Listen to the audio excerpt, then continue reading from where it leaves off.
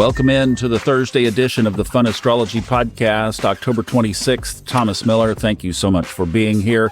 Yesterday we played. Today, let's flip the coin and look at the shadow so that we can see where we can contribute to the positive. If you're fairly new to this podcast, typically it is very upbeat and positive when we always approach astrology from the perspective of duality, plurality, the great oppositions that are formed in the chart. If the answer is not on this side, look on the other side, because chances are you'll find some insights over there. And it's like the whole system is just built on duality. Steve Forrest says, there's two sides to every coin. And our favorite saying around here is living our highest timeline. But sometimes in astrology, that means that we should stop and look at the shadows. So we played with a really positive, fun aspect yesterday. Today, we're going to look at something that's a lot more serious.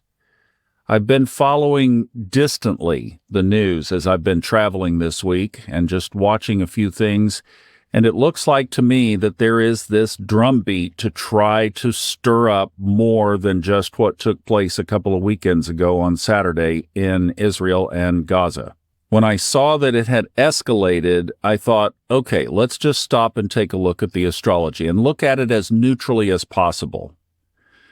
And overshadowing everything, I think we have to go back again and take a look at the North Node trekking through Aries, where it is now, putting the South Node, of course, in Libra.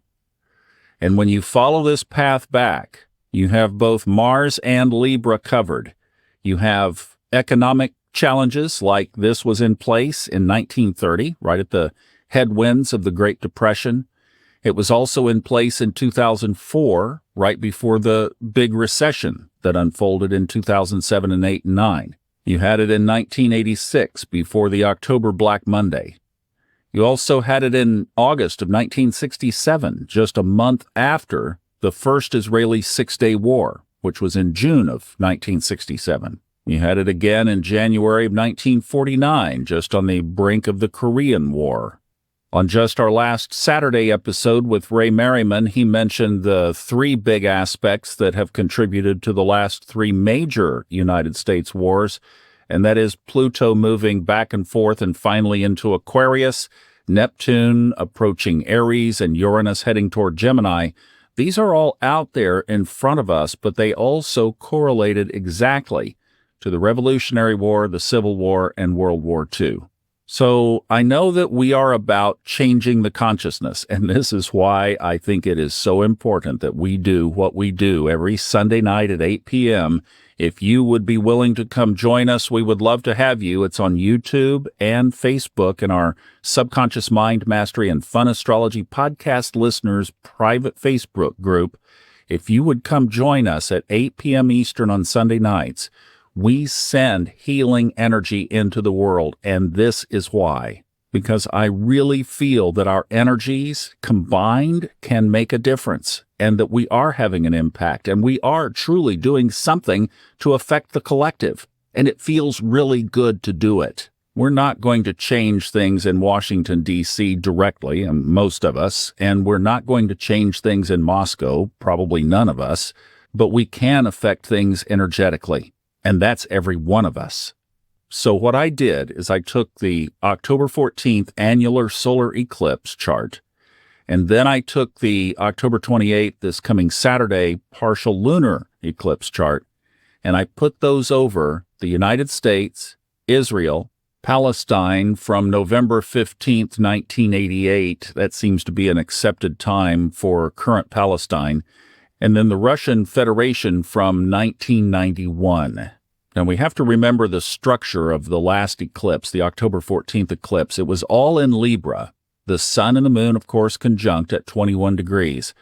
But then, just inside Scorpio, 1 degree, we had a conjunction with that day's midheaven and Mars. Of course, Mars being the ruler of Scorpio. So we had that configuration. I was going to go through this quickly, but let me just say, in Israel's chart, that eclipse took place in the 12th house, right over Israel's Neptune. But Mars and the midheaven were in the first house. war, Mars, first house, the eclipse, Libra, the 12th house, endings, completions, secret sorrows, self-undoings. Listen, folks, don't put any political stuff. I am not taking sides. I am not taking sides. These are human beings with charts and lives and emotions and passions and dreams and hopes and desires on both sides. I'm praying for peace. I'm just telling you where the chart is. So I don't want any comments in YouTube about taking political sides on this. That is not what is happening here. I am just telling you the chart. That was the chart of how the October 14th eclipse affected Israel. For the United States, all of that action was in the 11th house of the masses, 11th house, large groups, the world. For the 1988 Palestine chart, all of that action was in the second house of, obviously, possessions, what's important. Mars was in the third house. Then coming up on Saturday, the partial lunar eclipse for the United States the moon was in the fifth house, and Sun and Mars again was in the 11th. So that punched that 11th house theme again, which simply has me wondering if this spills out beyond just what was initially conflicted a couple of weeks ago. And for Israel, the moon was in the seventh house. That put the sun in the first house with Mars. Double theme amplified there, and no question that Israel will continue to pursue this, at least if that astrology interpretation holds. They are all in, if you will. And from that, this is where it could tip over into that 11th house expansion. And for Palestine, the moon was in the 9th house, really bringing home the religious war aspect of this for them.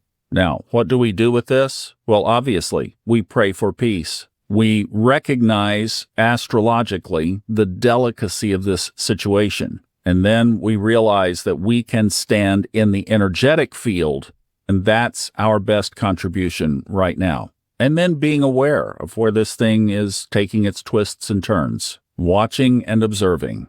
But just think about it. If you wanted to flip the coin, you would completely and totally amplify peace in every thought and every emotion you could muster. To me, that's how you acknowledge the shadow, but don't participate in it. Like I said, we don't do this too often, but when we do, it's worth taking a note and looking at something objectively. All right, we will pick this eclipse apart tomorrow and then experience it together on Saturday. Have a wonderful Thursday. Thanks for listening to this.